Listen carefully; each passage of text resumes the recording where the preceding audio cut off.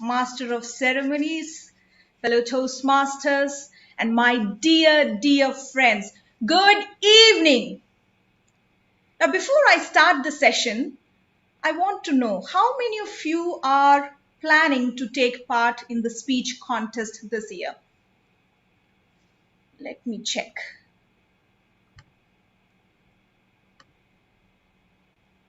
Okay, I can see Kamini, Toastmaster Hashim, Toastmaster Kanchana, all right, okay. All right, so there are quite a few. Now, when it comes to contest, okay, what is the first thing that you do when you're preparing for the contest?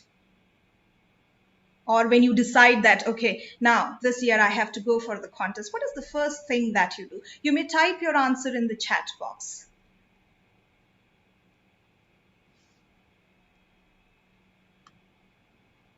Okay, Toastmaster Famid says story, all right, okay. Script, idea, looking for a mentor, script writing, subject, content. Anybody else? Anything else? Subject, purpose, title, very good, title. Write my winning acceptance speech, very good, Toastmaster Hashim, yes.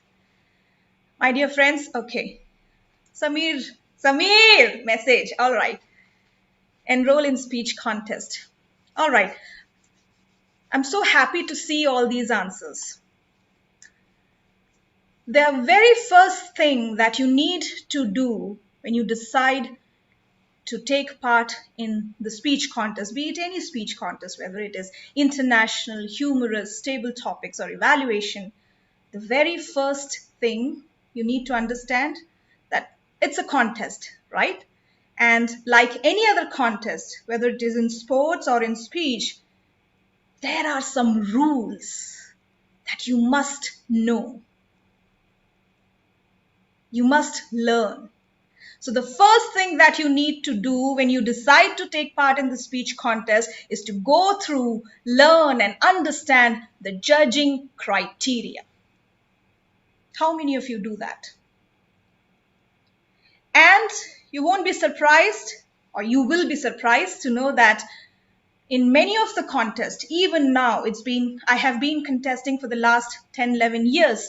Even now, there are many contestants who do not know the judging criteria properly. They don't know the judge's ballot. And that is why they come up with all these stories, speeches, messages, but they don't understand what exactly the criteria says and where does my speech stand, or does my speech fit the judge's ballot. I had requested the host to circulate the judge's ballot. If you can download it, well and good. If you go through the judge's ballot, you will understand that the entire ballot is divided into 3 parts. First is the content, as many of you said here, content is the subject. Then comes the delivery, that is our presentation, the way we present the speech, and then the language. The total 100 marks is divided in these 3 categories. The content, as everybody says, the content is the king. Content itself carries 50 marks. Now, if you look at the judge's ballot here, it is there on the screen and I hope everybody can see it. Let us go through the judge's ballot one by one. Let us take content. Content is nothing but the subject we have chosen for the speech contest. And it is not only about the words or the stories, it has got a lot of other things into it. And the content itself is divided into yet another 3 parts. As you can see here, speech development. And speech development is all about the structure of your speech, right? Now, my question to you is a very, very simple question. When you start writing a speech, okay, and listen to me carefully. When you start writing a speech, what is the first thing you start writing? when you have to write a speech, what is the first thing that you write?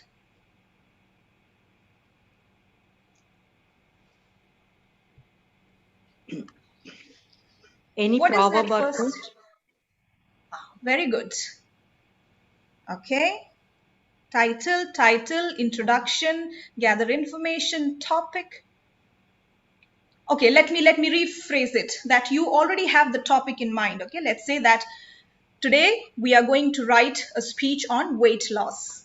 Okay, ladies happy? Weight loss. So what is the first thing you would start writing with, or you start your speech with? A question to the audience. All right? Quote related to the topic? Okay, quote. Structure? Shocking revelation. All right, okay. Takeaway, purpose, message. Guys, main point of this speech. Fit hai to hit hai. Yes, sir. I will think about the end of the speech. Okay. Exactly. Kanchana said it right. We will start with our personal experiences or the story. You should never ever start writing your speech with the introduction or the quotation or a one liner. No, you need to start writing the story first. Okay, so speech development is all about the structure of the speech, and we all have been hearing this, we all have been doing this, that we try to put our speech in a structure, and the speech structure has got three parts: introduction, main body, and conclusion. When you start writing your speech, forget about the introduction and conclusion. Concentrate on the main body of the speech, and that is where your story would happen. So that is where we need to start our speech with. We need to start with the main body of the speech or the story. Now, the question is, how many stories or how many examples? Ideally, people would tell you three examples or three stories. I would suggest whatever you are comfortable with. If you have four examples, good. If you have one story, one example, that's fine. But your responsibility as a speaker is to put it in a way that the audience is clear with the story. They understand what is happening in the story properly. And that is all about speech development. How you organize those thoughts in a proper way that when you move from one example to another, the transitions or the change is clear to the audience, the flow is smooth. Now, here, there is another thing that we need to learn. When it comes to story, there are a lot of things that we have to take care of, and we call it storytelling elements. Okay, storytelling elements is all about how we make the story interesting. And in order to make our story interesting, and this is what I have learned from my mentor, you can do it. So when you write your story first, it will be just, vague ideas or not very clear ideas that you have put there. But now once you put it there, it's a rough draft, and now you have to develop it to make it more interesting, to make it look structured. So what have you got to do, or what you should be doing? Number one thing you need to see is whether my story has a conflict or not. What is a conflict? Conflict in the literal sense means a fight, a problem, or an argument. But in story writing, conflict means the issues or challenges the main character or the speaker is going through. So make sure that your story has a conflict, and you need to address that conflict or establish that conflict in the very beginning. Now, for example, if I have to give you an example, let's say that today I'm going to talk about my fear of water. Okay, I never wanted to learn swimming because I was scared of water. Now I have established my conflict there. My conflict here is the fear of water, right? That is the challenge that I'm going through. Now, once you establish your conflict, you need to make sure that you give your audience the solution as well. You just cannot leave your audience by saying that, oh yes, I have a problem and I'm very scared of water. What is the solution? So you need to give them the solution. So my solution in this particular story would be, okay, I went for swimming classes. I hired a swimming coach who taught me how to swim in a better way, or the sum of some tricks, water tricks and all those things. So that would be the solution. Now conflict is there. You gave the solution. Now the audience is waiting for your transformation. They want to know, yes, Nisha was scared of water. Nisha learned, Nisha went for swimming classes. Then what happened? So Nisha has to tell the audience that, yes, I was scared. I joined some swimming classes and today I'm a great swimmer, or I took part in some swimming championships and I won. This is the transformation that happened. So whenever you write a story, make sure that it has a conflict, you provide a solution, and you show the transformation to your audience. In order to make your story even more interesting, you need to have characters in your story.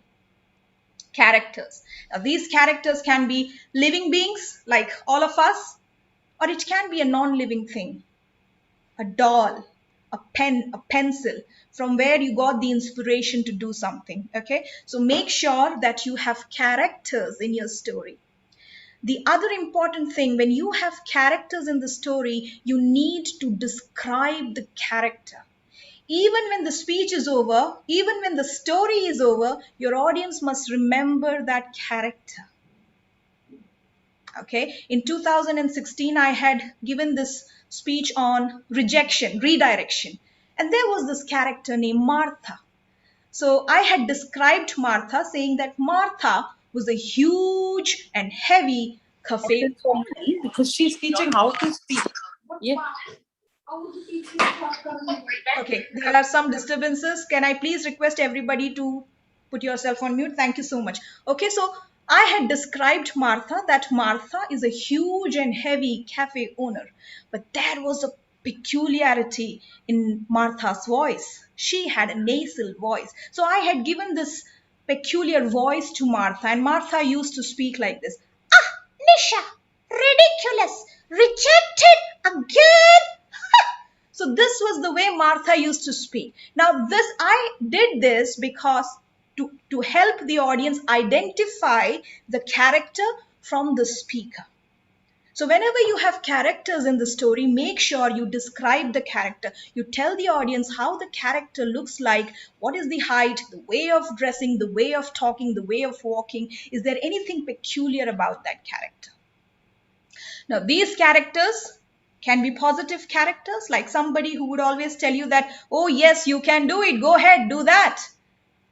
Or a negative one who would say that, it's not possible. You can't do it, Nisha, right? So all these characters need to have some prominent role in your speech or in your story. Now the next thing that you need to have when you have characters, you need to have some dialogues, okay, to make the story sound conversational, or to make the story even more interesting, to make the characters interesting. When you give dialogues to these characters, the characters become interesting. Sometimes with these dialogues, humor happens in the story. So if you are someone who is looking for humor, you may add some funny dialogues to make the story humorous. Okay, so whenever you have characters, give some dialogues to those characters. Now, the most interesting part, okay? We have conflict, solution, transformation, characters, dialogues. What next? We call it, in story writing, we call it, and I learned from my mentors, to use backwords. And those who are from the NLP background, the neuro-linguistic programming background, they might understand back. We call it backwords. Now, what are backwords? V-A-K. Backwords, V stands for visual. Visual words are those words or descriptive words that would help your audience visualize everything. Okay? When you say that the curtains were red and there was this black sofa with yellow cushions. So So when you describe things like that, it would help your audience visualize the entire picture. So you need to use those descriptive visual words in your speech. A stands for auditory, which is related to audio or sound. Okay, so instead of saying that I went there and I knocked on the door, you can say that I went there and tuck, tuck. So just make the sound. So instead of narrating the entire thing, if you can add sounds, okay, it will give an auditory effect. And the third letter is K, kinesthetic words. What does kinesthetic mean? It is all related to feelings and emotions. If you want your audience to feel what you want them to feel, you need to use those kind of kinesthetic words, emotional words. Okay. Now you may ask, why do we have to do that? Can't I just tell my story like that? Let me tell you that if you are presenting your speech in front of, let's say, 100 people, out of those 100 people, 30 people are visual. They love to see. They love to see images. Okay, these are the people who love to watch movies. Oh, they love images. Some of the people would be auditory. They are into sound. They love listening to music. Okay, and these are the people who, after your speech, would come to you and tell you, wow, great voice modulation. Your pitch was so perfect. Okay, they will talk only about your voice. And another category of people are sensitive, emotional people. They want those heart-touching stories. You need to include those emotional words because you want them to feel what you have felt or what you have gone through. Okay, and this has happened with me a lot of times in initial days when people used to come and say that, oh, Nisha, that was a great speech. Okay, the story was fine. You had a lot of descriptive words, but you know what? It didn't touch my heart. It lacked emotions. And that is when I understood, oh, okay, so I need to add something to make my audience feel what I felt. So all these three categories of words are very, very important, and you must have these in your story. And this is how you would make your story interesting. Okay, so the main body of the K stands for kinesthetic. Kinesthetic, Kinesthetic, kinesthetic, which means feelings or emotions, the words related to feelings and emotions. So this was about the body of the speech where we put the story. Okay, we are still in speech development, guys. Okay, don't get confused. Now, once your story is done, once you develop your story, you need to understand the message clearly. Okay, you should be clear with your message. Based on the message of your story, you will now write the introduction, which is the way you are going to start your speech. Now, the introductions are various types, and many of you have already mentioned all the types here. We can start our speech with a question, okay? Or we can start our speech with a powerful quotation, as somebody said here. We can start our speech with a song or a dance, if you can do that. We can start our speech with a shocking statement, something shocking. Or we can start our speech with a role play wherein we have a dialogue, or we can show as if we are talking to somebody. These are the different ways of starting a speech.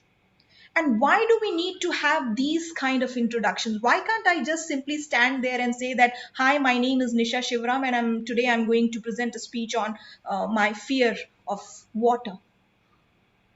The reason being, somebody had very rightly said that, within the moment you open your mouth to speak, the audience would understand whether you will make it or break it as a speaker.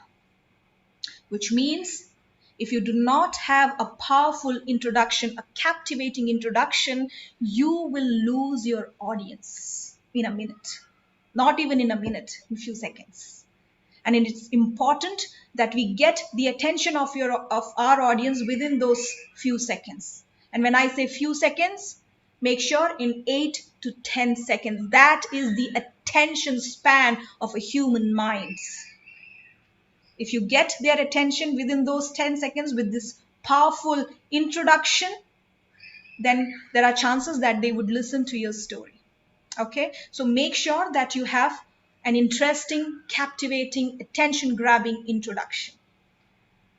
The important point here is whether you use a question, whether you use a quotation, whether you use a dialogue or a role play, whether you use a song or a dance or a shocking statement, make sure that your introduction is either related to the story or to the message of your speech.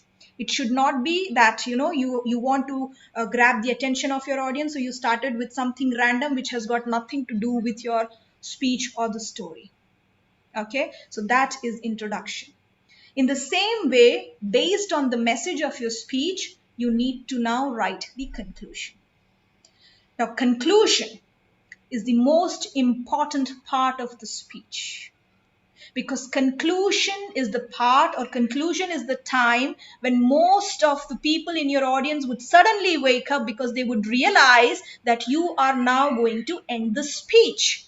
So you need to make sure that whether they remember the introduction or not, whether they remember the story or not, they must remember the conclusion of your speech, which means you must end with power, with energy, and including or compiling the entire message in your conclusion. So the conclusion should be very, very powerful, because that is where the message lies, and the audience must take that message home. Okay, so always and always end your conclusion with power. Now, when I say with power, I'm not asking you to scream or yell or shout, no, but that energy in you should be very, very visible in your words and the way you present. So this is how we would develop and structure and organize our stories and ideas in a speech. And it should be done in a way that the transition is about changing from one idea to another. The transition from the introduction to the story, from the story to the conclusion, should be very, very clear to the audience, and it should be smooth. Your audience should not get confused that, oh, when did he finish the introduction and when did he move to the story? Yeah, so you need to make sure that you move smoothly and the flow is very smooth and clear. So this was all about speech development. Now let's come to the second category in content, is speech effectiveness. How will you measure whether your speech is effective or not? Okay, in order to do that, you must answer a couple of questions here. Okay. You must find an answer to your questions. The number one question is my story interesting enough to hold the attention of the audience from the beginning till the end? Is my speech or story interesting enough to hold the attention of the audience from the beginning till the end? And you have to test that. You can test that in front of your family members or your friends or in your club, and see if people are really interested in your story or not. How do I check the effectiveness of my speech? Now, I have two little kids here, right? My son is 7 and my daughter is 5. And you know the kid's mind, it's monkey mind. So I present my speech or my story in front of them. And if they can sit for 7.5 minutes listening to the story, which means that the story is interesting, I can capture the attention. If a 6.5-year-old or a 7-year-old can sit and listen to the story, a 70-year-old or a 47 or 50-year-old will definitely sit and listen to the story. So this is how you need to check the speech effectiveness. Present that speech in your club or in front of your friends and family and seek honest feedback. Is it interesting? Is my story interesting enough? Ask yourself. The second question that you should be asking in speech effectiveness is my message clear? Sometimes what happens is the message is very, very clear in our minds. Okay, as a speaker, we think, oh, wow, what a great message am I going to share with the audience? But the moment we present the speech and share the message, the audience would come to you and say that, what was the message? I did not get the message. What were you trying to say? So make sure that the message is very, very clear to you and to others as well. Again, to test that, you need to present it in various clubs in front of various people and understand that if they are getting the message the same way you are getting it. If there is a clash, that means you need to make some modifications or changes in the speech. Okay. Now, the third category or the third point in the content category is speech value. Speech value is all about how you have shattered the thought process of your audience. Whether you have shattered the thought process of your audience or not, which means after listening to your speech, will the audience be ready to take an action or do something about their life? So if you talk about how you faced challenges in life and how you fought battles and emerged victorious, you need to see or you need to get, observe whether the audience, anybody, I'm not saying everybody, but any few people in the audience are ready to take an action to face their own challenges and emerge victorious. So speech value, the value of the speech lies there. How you shatter the thought process of your audience. If your speech can do it, that means you had a great content. Okay, so the content is not only about your subject, it's not only about the topic you have chosen, it is not only about the words you have chosen, it is all about how you have organized those thoughts, how you have kept your audience at the edge of the seat from the beginning till the end, and how you have shattered the thought process of your audience. Now, the next category is all about presentation, delivery, and that carries 30 marks. And again, they have divided into three types, which is your body, physical, voice, and mannerism or manner. Physical, as we all know, is all about body language. Okay? And as somebody said, you say a lot when you say nothing at all. We must be aware of the intentional and unintentional body language that we use when we present. So the speech contest or the speech presentation, especially in speech contest, is not only about how well we have used gestures, it is also about how we have conveyed the message by standing still, right? So we need to understand the intentional and unintentional body language. Make sure that your gestures, your movements, your facial expressions are all natural. It should not look artificial. It at times it happens that when we practice a lot, it looks dramatic, it looks artificial. It has happened with me, it has happened with a lot of other speakers. But when we practice, we must make sure that all the movements and the gestures, the hand movements, are timely and natural. What do you mean by timely? Timely means the moment you say that he was tall, your hand should go up at the same time. It should not be that you're saying he's tall and after 5 seconds you realize, oh my God, I did not show the correct gesture and you're raising your hand. No, it should be timely. The moment you utter the word, your hand should go up, or whatever gesture you're using, and it should be natural. Now, what are the elements of body language that you must take care of? And I would explain it in terms of stage speech and screen speech. Okay, I'll come to that. So there are 5 elements of body language we need to take care of when it comes to speech presentation. Number 1 is your posture, the way you stand on the stage or probably in front of the screen. Okay. You need to have a correct posture, which means you need to stand straight with your arms hanging on the sides, okay, chin up. Now, many of you may look at me and laugh. What is this girl saying? Why is posture so important? Who can tell me why is posture so important? Why do we need to have a correct posture when it comes to speaking? Anybody? Okay, it shows confidence, first impression. All right. How many of you practice yoga here? Affects the message delivered. Ravi, Toastmaster Ravi. Okay. Why do they stress on having a correct posture? And it is the same with speaking. Energy level. When you have a correct posture, it helps in breathing correctly. You can tell me if I'm wrong. It helps you in breathing correctly. If you breathe right in a right way, your voice will come out effectively. And there are two types of voices.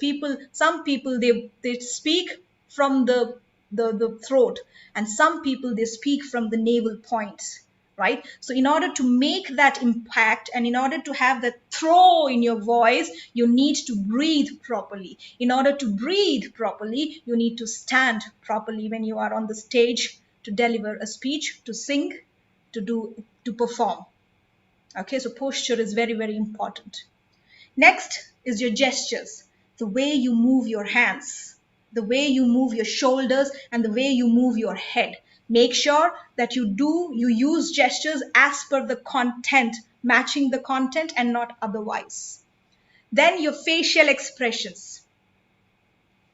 We are on the screen, right? So we have to make sure that every word carries an emotion, and that emotion should be visible on our face, which means as per the emotions in the content, we must express it on our face.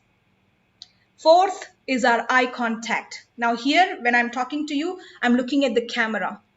When I look into the camera, you will get a feel that I'm looking at you. Okay, but what will you do when you are standing there on the stage and the large audience and some people are sitting there, some there, and some at the center? What would you do? How would you maintain eye contact? And for that, remember this formula. Look at every direction, but maintain eye contact with few people in that direction. So what can you do? You can, for the beginners, okay, those who are seasoned and experienced speakers, they can manage, but for the beginners, you look at every direction. In each direction, you may select one or two people, okay, and every time when you look at that direction, make sure you maintain eye contact with that particular person. I'm telling you, I'm giving you all these tips, keeping in mind the judge's ballot. Okay. So this was all about the physical part. When it comes to voice, there are two things we need to take care of. One is our voice quality. Second is voice modulation. These are two different things, guys. Okay, don't get confused and don't mix it up. One is voice quality, the other is voice modulation. What is voice quality? Anybody can become a great speaker, irrespective of whether he has a strong voice or he has a thin voice. You can be a speaker if you have a quality voice. Quality voice depends on three things. Number one is the loudness, the volume. Okay, your voice should be loud enough to be heard by everybody sitting in that hall or in that area, in that room, or probably here on the screen. Loudness. Second is the clarity of your voice.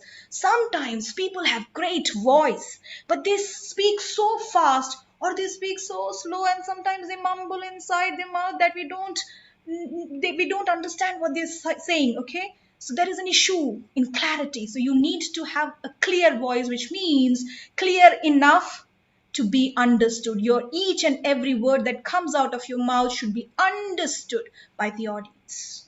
And the third thing, which is very important in voice, is to have an expressive voice. So as per the emotions in your content, you need to bring that expressions in your voice. Wow! More than 50 people here, 60 people here on the screen. Excitement. What? Only 68? Okay, sadness, upset, right? So you need to play with the voice by bringing in all the expressions in your voice. So that was all about voice quality. Make sure that you have that quality in your voice: loudness, clarity, expressiveness. Now comes voice modulation, and many people think that voice modulation is all about changing your voice as per the character, or talking like in a peculiar voice to make the the audience identify the character. No, voice modulation is not about changing your voice. Voice modulation is all about controlling your voice. And controlling your voice means, again, you need to focus on three things, and I call it 3P. P as in peanut, P's, 3P's. The first is your pitch, the high and the low you go. Okay, that is the pitch. So when it is excitement, high, oh, high. Okay, that the pitch should sound like a wave. Okay, how you go high and how you go low. The second thing is the pace, the speed in which you speak. Now, an average person, okay, when we are talking, not in speaking, when we are talking with our friends and all, the ideal speed, as they say, is 120 words per minute. An average person talks in that speed. But when it comes to speaking, you must maintain the speed of 90 to 100 words in a minute, which means not too slow, not too fast. Okay, 90 to 100 words in a minute. That should be your pace. And the third P is pause. And I love pauses. Okay, I love pauses. It is good to know how to speak. It is also good to know when to be silent. Pauses are very, very important in your speech. Now the question is, when and where should I pause? Most of the times we have this confusion. Okay, I have this speech, I have this story, but I don't know when to pause or where to pause. So I'll tell you today, the first pause should come before you speak or before you start your speech. And I call it 4S. Okay, so what you have to do before you start your speech, remember 4S. Stand. The first S is stand. Okay, so just go there on the stage, stand. The second S is stare. So look around, look at your audience. The third S is smile. So when you look at your audience, look at them and smile. And then speak. The last S, speak. So you need to take a few seconds to go through this process or do these things. Okay, stand, stare, smile, speak. So that will relieve your tension, calm down, your nervousness, and then you will also get an opportunity to establish some connection or a bond with your audience. When you smile, somebody would look at you and smile back, right? So this is the first pause before you speak. The second pause should come soon after your introduction. Why? Because your audience should know that the introduction is now over and the speaker is now moving to the story or the main body of the speech. So the pause should come after the introduction. Now, in the body of the speech, you must take a pause after a question. So if you have a question in between the story, if you're asking a question, please take a pause, because your audience needs to understand the question and respond in their minds. Okay, so pause. You need to take a pause if you have a funny statement or a funny part in your story. Take a pause, let the audience understand the joke and laugh. Yeah, give them time to laugh. Pause if you have an important message or an important statement, because that is important, right? You want people to understand that you have said something important to them. So pause. Pause after dialogues. If you have two characters, people should know who is speaking when. And for that, you need to take a pause. The next pause should come before the conclusion, as I said, to understand, to make the audience understand the transition. Now, how long should the pause be? You might be wondering, okay, Nisha is saying that take pause, take pause, take pause. But how long this pause should be? There are two types of pauses, a small pause and a long pause. Okay, a small pause should be between 4 to 5 seconds, and the long pause can be between 7 to 8, or depending on the statement, 8 to 10 seconds also. But how would you know that, I have to take pauses like this? Count in your mind. So when you pause, 1, 2, 3, 4, and then you move on to the next sentence. Okay, so you need to count in your mind. So small pause can be between 4 to 5 seconds. Long pause can be 7 to 8, or depending on the statement, sometimes 8 to 10 seconds also. So this was all about presentation, how to present it better. Now the third part that carries 20 marks is language. Language. How many of you are Shashi Tharoor here? Dr. Shashi Tharoor. Linguistic experts. I will use all these big words and Silva, Toastmaster Silva. Thank you. Now I'll tell you a story. Once Dr. Shashi, and I hope all of you know Sudha Murthy. Sudha Murthy is an author. She was the CEO of Infosys, right? If I'm wrong, please correct me. I'm very bad at GK. So she is an author. She writes a lot of books for kids. So once Dr. Shashi Tharoor asked Sudha Murthy, "Ma'am, why do you write in such simple language? You are an educated lady. Why do you use such simple language?" Sudha Murthy said, "I write in simple language because I want my readers to understand what I have written. I don't want them to look for a dictionary when they read my books." As a speaker, it's our responsibility that our audience understands what we are saying.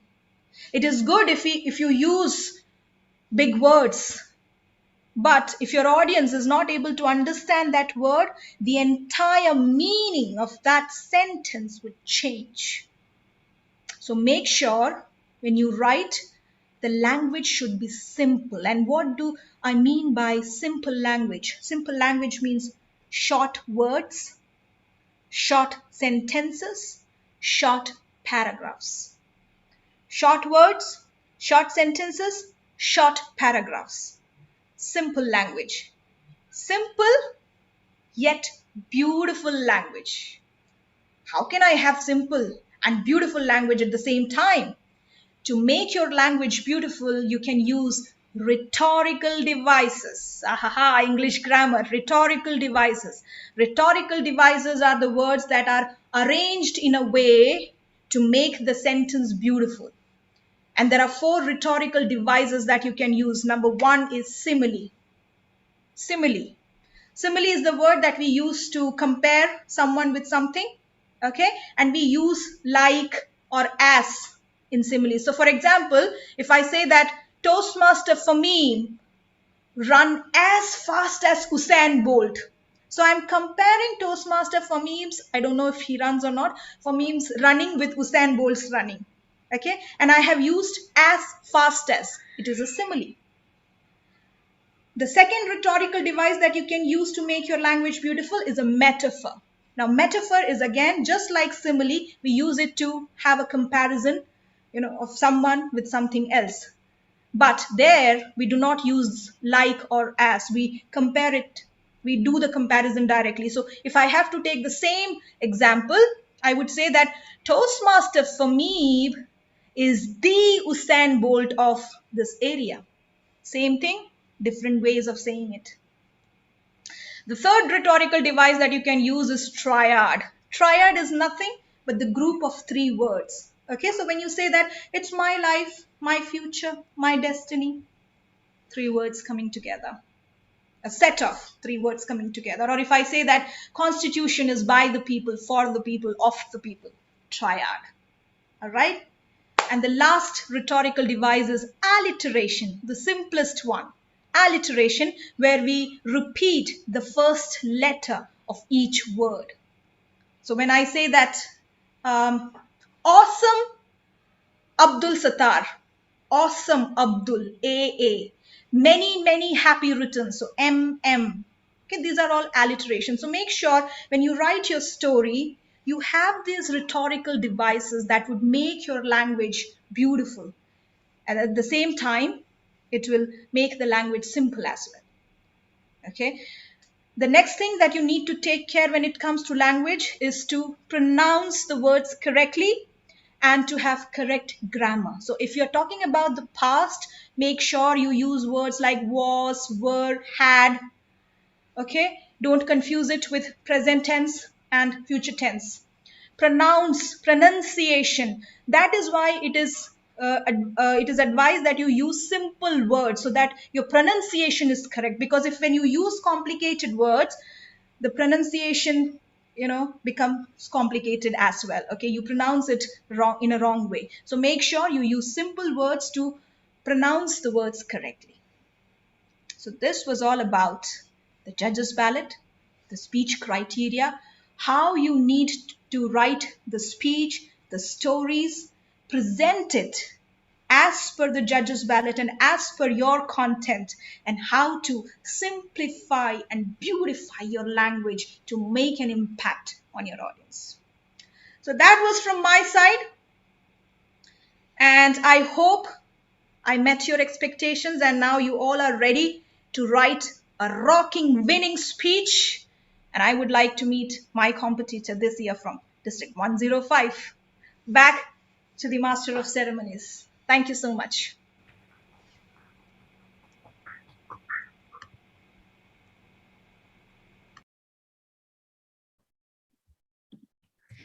Thank you so much, DTM Nisha, for this enlightening speech and all the experience you shared with us. I'm sure the audience have taken so many notes, as I did. And just to mention something from my side, rhetorical devices is something I just learned a year ago when I was teaching my son during the pandemic homeschooling. And I'm like, I regret all the days that I spoke English without knowing how to use those rhetorical devices. They're amazing tools that change the whole speech. So thank you so much. That was really amazing. Before we move to our next item on the agenda, can I please ask everyone to switch on your camera so we can have a beautiful group photo? And this will be a memorable picture that we will all share with other groups. So can we allocate 1 to 2 minutes to allow everyone to prepare their beautiful smiles?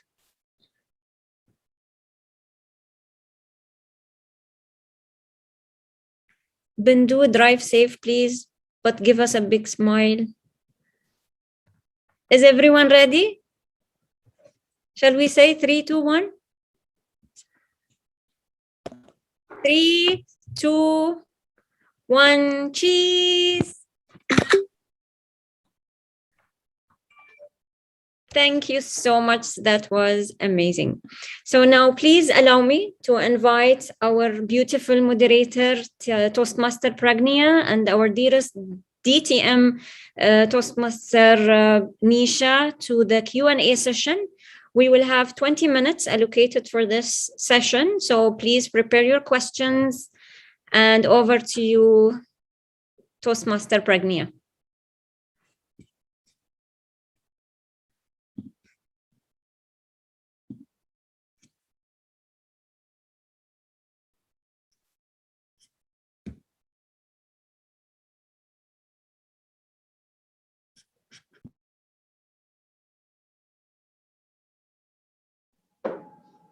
Hi, am I audible?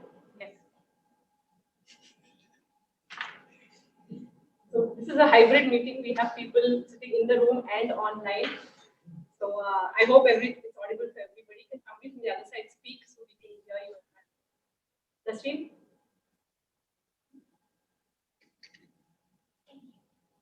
Yes, okay.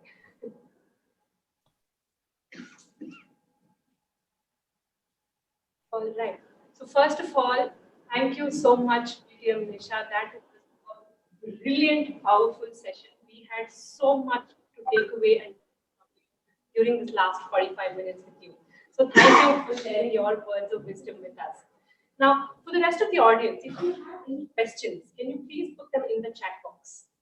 And for those of you here, physically, if you have any questions, raise your hand as well. So the question is, please have relevant to DTM Nisha. The question, may I get the recording of the session? Yes, you will get the recording of the session. We'll make sure it's available on the Division B and Division I social media pages. Yes, any questions? I have received, yeah. Okay. Nisha, can you hear me? Yeah, great. So Nisha, thanks a lot for this wonderful, elaborate way of helping us plan our international speech. My question is, you spoke about an introduction, a story, and then a conclusion. So let's assume if we time for 7 minutes and write around 700 words, what do you think should be the composition of your introduction, your story, and the conclusion, which is the take-home message? Ideally, obviously, many of us would like to press more on the story, but definitely there is a criteria for one to actually get that impact from an audience. So can you just give a little brief on the timing or probably the words which one can allocate for the introduction, the story, and then the conclusion? You said 7-minute speech with 700 words, something that you said, right? Yeah, that is what you said, right? If you are speaking, No. Okay, let me tell you. No. See, your speed should be 90 to 100 words per minute. And I'll tell you, if it's a 7-minute speech, my mentor had said, write a 6-minute speech and deliver it in 7 minutes.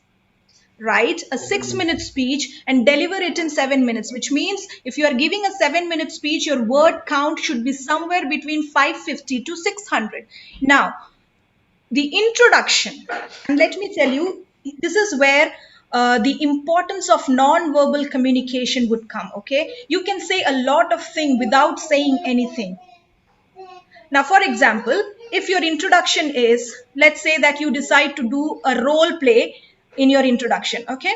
So somebody would, you are talking to your son, okay? That, did you do this on the wall?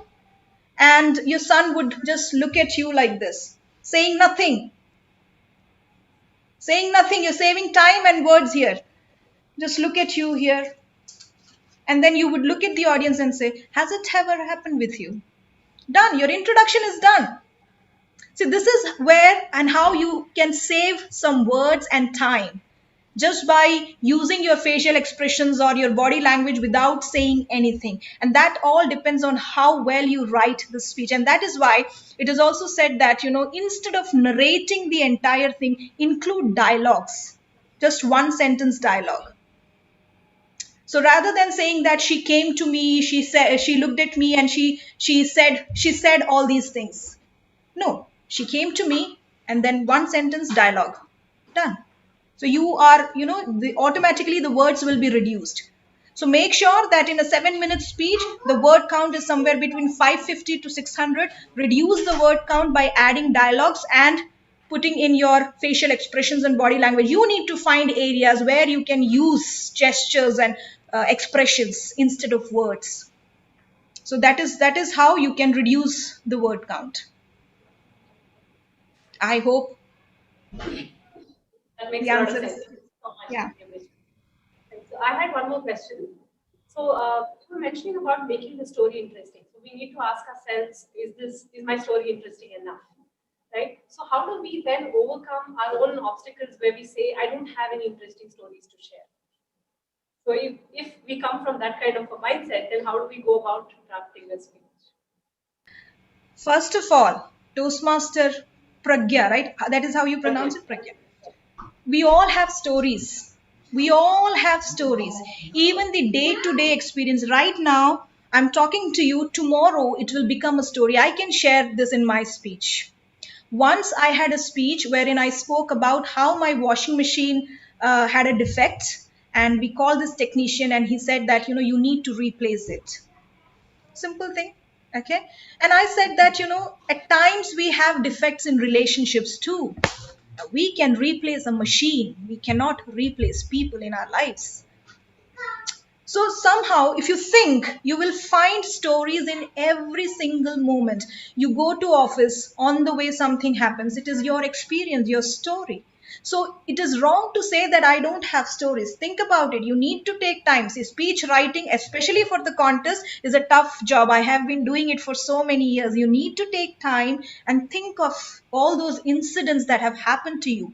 Now, here, I would like to tell you, and even in Toastmasters International, when we used to have those old manuals, they have taught us how to find a topic, or how to find, let's say, coming back to story. So there are 4 ways of finding a topic, right? You can either talk about your passion, your hobby, your interest, the things you like.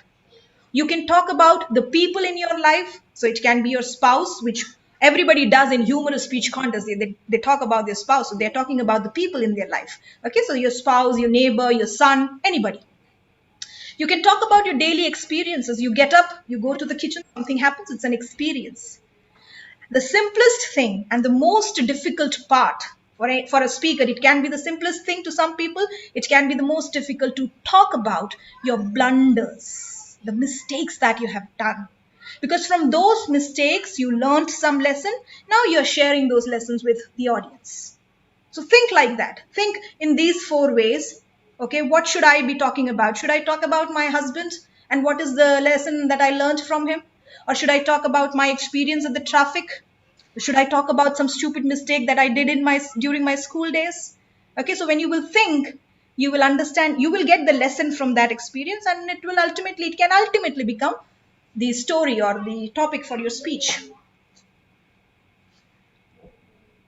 So, moreover, how do we make that story more interesting? Like, how much masala can we add?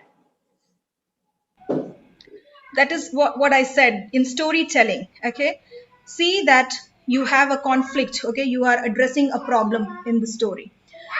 Then you give a solution, proper solution.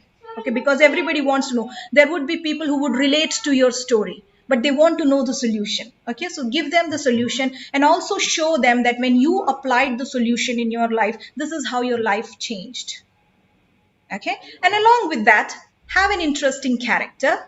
Okay, even if the character is not interesting, you can make it interesting by describing the character. Describe the character properly so that the audience should see the character on the stage. Okay, when you say that, this lady, she used to wear all those big flowered saris, bright colors with a huge ponytail and with a flower on the side. So they should be able to visualize the character. Add some dialogues. The dialogues can be funny dialogues. And rhetorical devices, make your language beautiful, use more of visual, auditory and kinesthetic emotional words, and your story will be interesting. Thanks so much for that. Now we have a question in the chat box from Samir. So he's asking, what is a measure of true brevity while crafting our speech? Sorry, I did not get that, Pragya. Could you please repeat it, Toastmaster Pragya? What is a measure of true brevity while crafting our speech? Like, how much of it has to be true? What is the measure of, sorry? True brevity. BREVITY. Okay, what is the measure of true brevity while crafting our speech? Okay, now again, as I answered someone else here, it all depends on, as I said, write a 7-minute speech and deliver it in 6-minute speech and deliver it in 7 minutes. It all depends on how you can say a lot more in less words.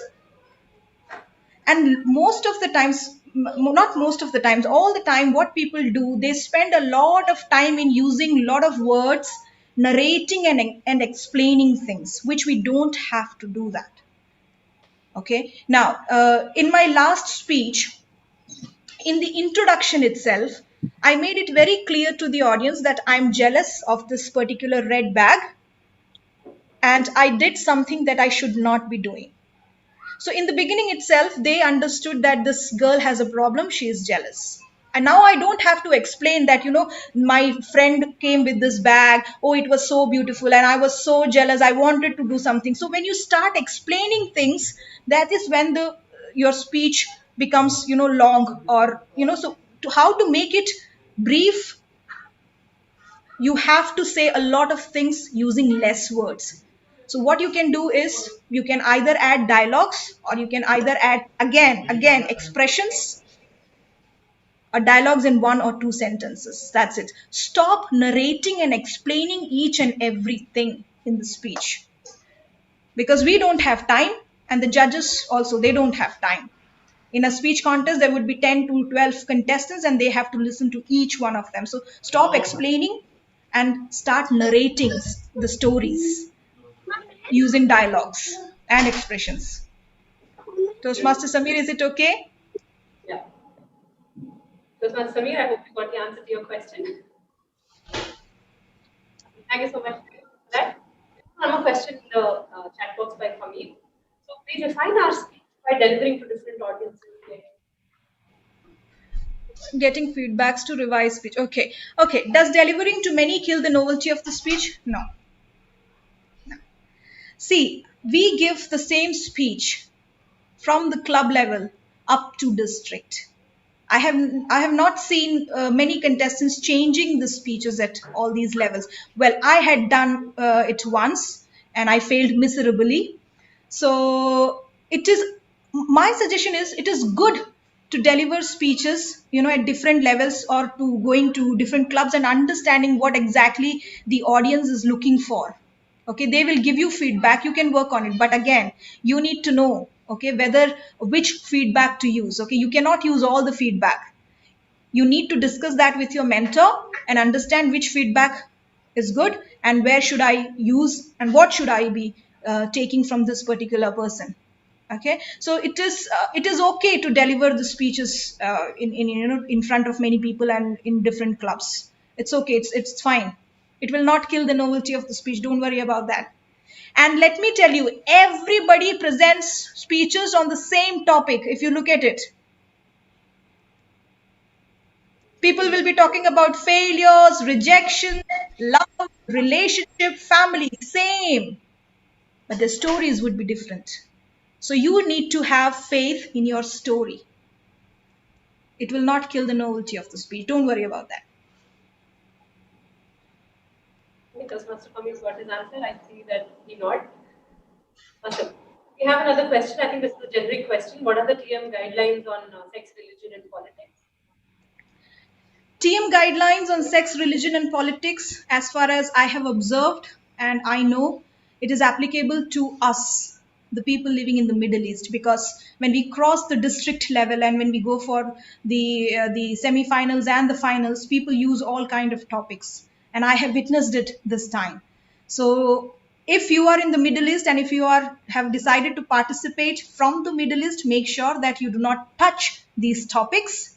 Okay, but as far as the TM guidelines, you can have topics related to, there were contestants who spoke on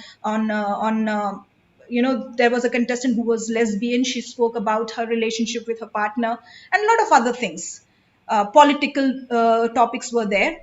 So TM guidelines as such will not restrict you when you will cross the district level and move on to the semi-finals and finals. But yes, for us, it is a taboo. So make sure that we do not touch these topics.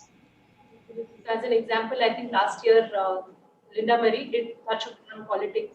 Yes.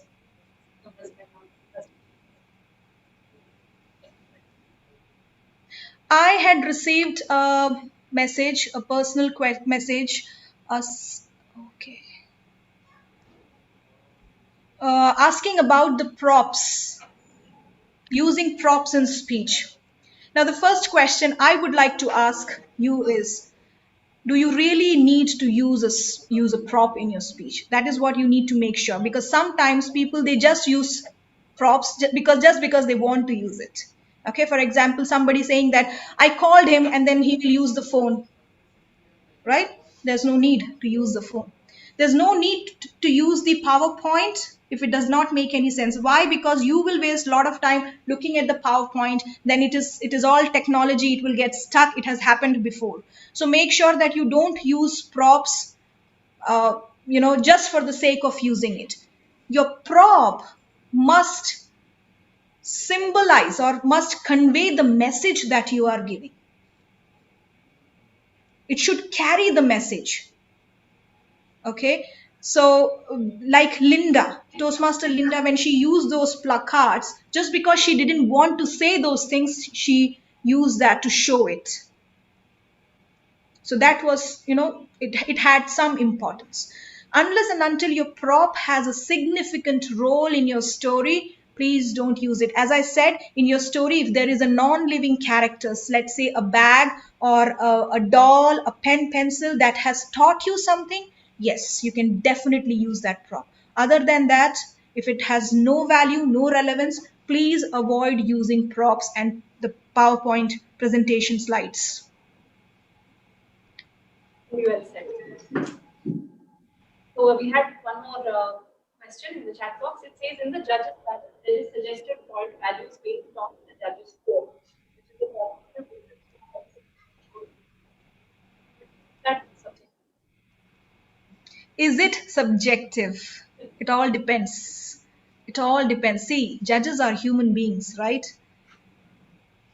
Okay, most of the time they go through the judges ballot and mark as per the objective, but sometimes the stories touch them. We can't do anything, and that is why I said we need to use these kind of words, visual, auditory, kinesthetic, the stories that would relate with everybody. Even the judges, they should listen to your story and think that, oh, this has happened with me. Whether it is subjective, objective, it all depends on the judges also, but mainly or most of the time, or let's say that out of 100 marks, your 80% will be as per the judges ballot. 20% may be as per the judges, or the way they feel about the speech, but 80% would be the judges ballot.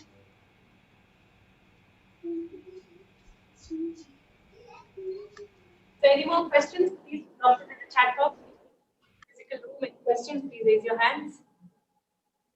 We still have some time, so we'll be more than happy to get more wisdom from Nisha. She's spending her time with us here. Let's make full use of it.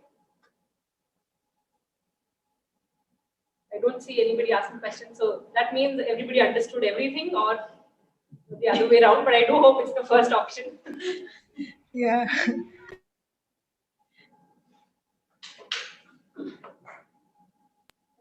Okay, so just one more question from my side then, Nisha. We're talking about adding rhetorical devices to our speeches, right? So I have been guilty of this in the past as well, and I've seen other people do it, where we write the speech in a Word document and literally right-click on words and go to thesaurus and keep renaming them or changing, a lot of the words. So where do we find the fine balance between adding these rhetorics and overdoing them? Okay. You have to use it in a way that it should not look as if we are reading or as if we are listening to a story from from a book of literature. It should not sound like a poem. Okay, it should sound like a speech. Okay, so where can I use these rhetorical devices? When you describe something, when you describe a character, or when you describe, let's say, a place or a thing, that is the area when you can use these rhetorical devices. Okay, when you have to do some description, a character description or something else. When you have to describe your feelings, the kinesthetic side, when you have to describe your feelings, you can use rhetorical devices, but make sure that only you are using in your story, it's like 10%, 10% should be rhetorical devices. Otherwise it would sound like a poem. Okay, and it should not be like that. So when you are describing the characters, places, things, and your emotions, you can use rhetorical devices, especially the similes and metaphors.